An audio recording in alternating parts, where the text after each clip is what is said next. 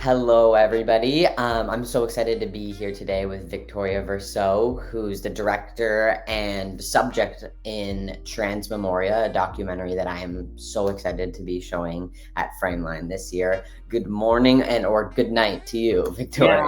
good evening here. Yes, good Yeah, evening. So I know you said you're at a friend's house, yeah.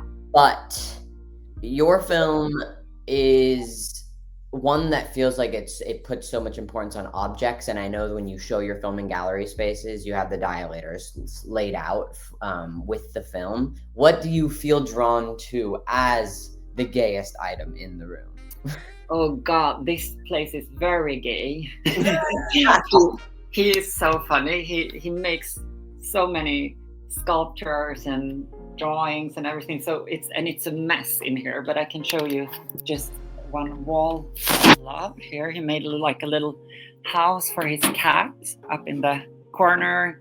I love that pink face he made there with no eyes. I love everything here.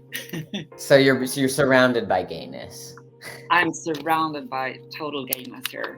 So it's wonderful. I feel so safe and at home. I know Trans Memoria has a lot of pieces that you've been collecting for like years, like the footage of yourself when you were originally getting surgery.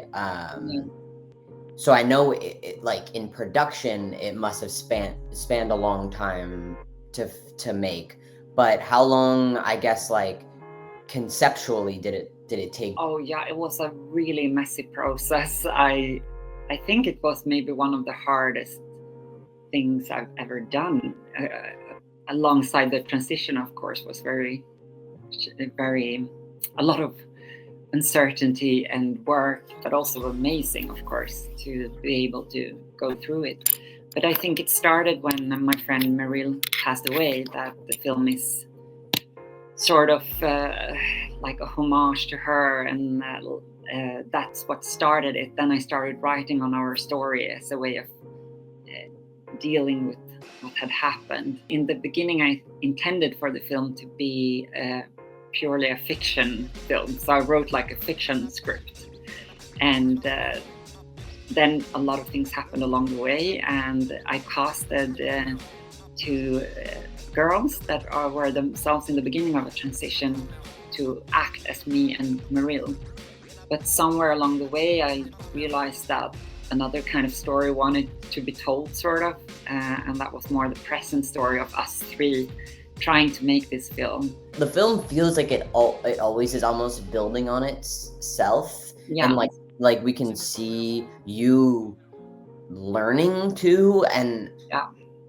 that was my favorite part of the film, your vulnerability to be fallible, like, and to hear from the two girls that you brought along how maybe they disagreed with you or they didn't think this was the right way to go about this. You showed such real moments of where like you were sort of like disagreeing with each other, but you saw how that like was additive and built to what the piece ultimately was. Yeah. And I was wondering if that was something you were always open to, or something that sort of was like born out of just the nature of the two people you cast. It was very challenging.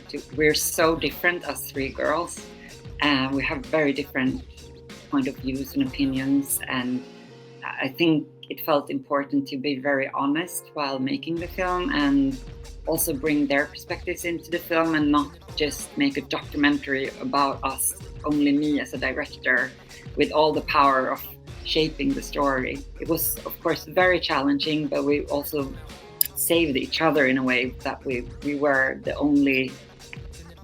very depressed when we made the film, and we really comforted each other, even though it was like a very hard process as well. So it was like the mixture of that. Also, I feel a little bit the pressure being queer, that I have to sort of say the right things, and there are many ideas about what stories to tell and how to tell them, and I wanted to sort of be honest about that, how I sometimes make the wrong choices maybe, or wrong whatever that is, but like ask the difficult questions that maybe felt a little bit, can I actually ask this? But this is something I am thinking about. And oh, I see your cat now. So cute. Hi, Catty. And also in the film, I am also questioned by one of the actresses that why is there no hope in this film? So I sort of wanted to like highlight that aspect also, and sometimes it's even a little bit comical, I think, and there is humor in it, so it's not like pitch dark. Yeah, I love the moment when she challenges you on how, like, is this fiction or is this documentary? Like, am I myself or am I this person? And that conversation I felt was so important to the film and like opened it up in a way that I felt was magical. Yeah, it changes the story. That's like a moment where it's like the film is almost breaking apart and the fourth wall is broken, and it takes a bit an unexpected turn, I think. And that's struggle we had as making the film is, I think, was so important and interesting to see, and I don't think I've seen so much about those kind of stories. Did you edit it, or did you work on the team of editing it? Because I feel like that must have been a crazy process to. Oh gosh, yeah. Look, I realized I edited maybe 65%. So I edited the scenes. Yeah. I could never have made it, like I was too close to the material, so I could never have put it together. So I worked with an editor or two editors who sort of put it together as a puzzle, so it made it work.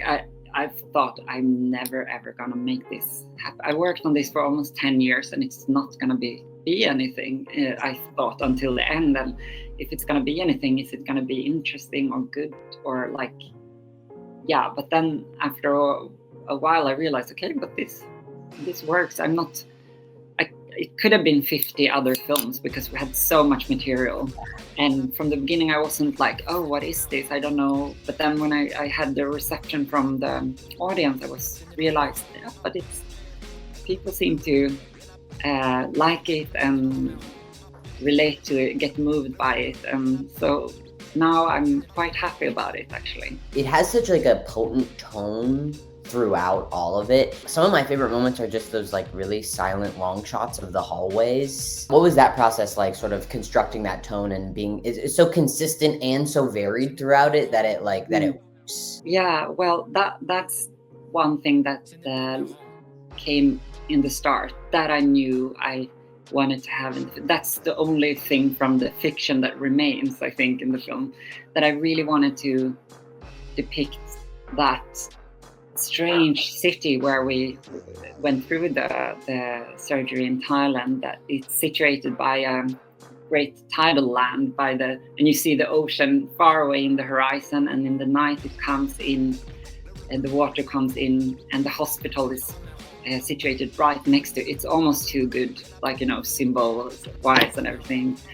And also like trying to search for like a presence. Is there anything there when someone passed away? Is there anything, can time sort of leave things in spaces, like this hotel that is like aging, and now the hotel has closed down and I think they tore it down even. So how time changes everything, like people, places, memories, and nothing is consistent. Everything is in transition in a way. So those time layers were important. I love how you describe it as layers, like time layers, because like it does feel like you sort of get a cross section of this entire story from like even texturally, like from the type of, like, you know, the camera obviously is different when you're filming yourself and from filming these beautiful hallway shots, but it's all like the same place, so it's like all the same dirt that makes up this like cross section, but we're seeing how time has like compressed the layers differently and how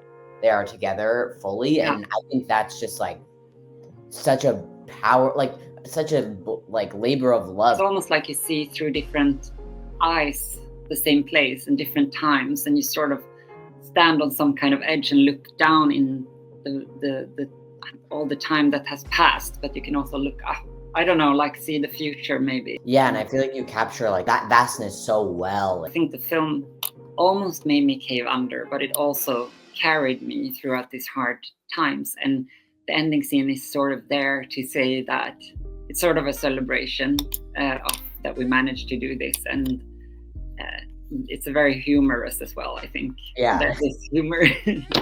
Yeah, And that's why I'm so excited that we get to show it this yeah. Frameline. I'm But yeah, so excited as well. I love San Francisco also. Actually, that's where I made my facial feminizing surgery. oh So it really? has like yeah, exactly. So it has like It's like a full circle moment. it's a full circle moment in Yeah. a way. Like it's now the transition is like it's been screened in Thailand and San Francisco and Sweden and France. So it's like, yeah, it's very meaningful for me to screen it in San Francisco. That's so exciting. Well, I'm excited for everyone to get to see it, and thank you so much for talking to me today. Thank you so much for a good talk.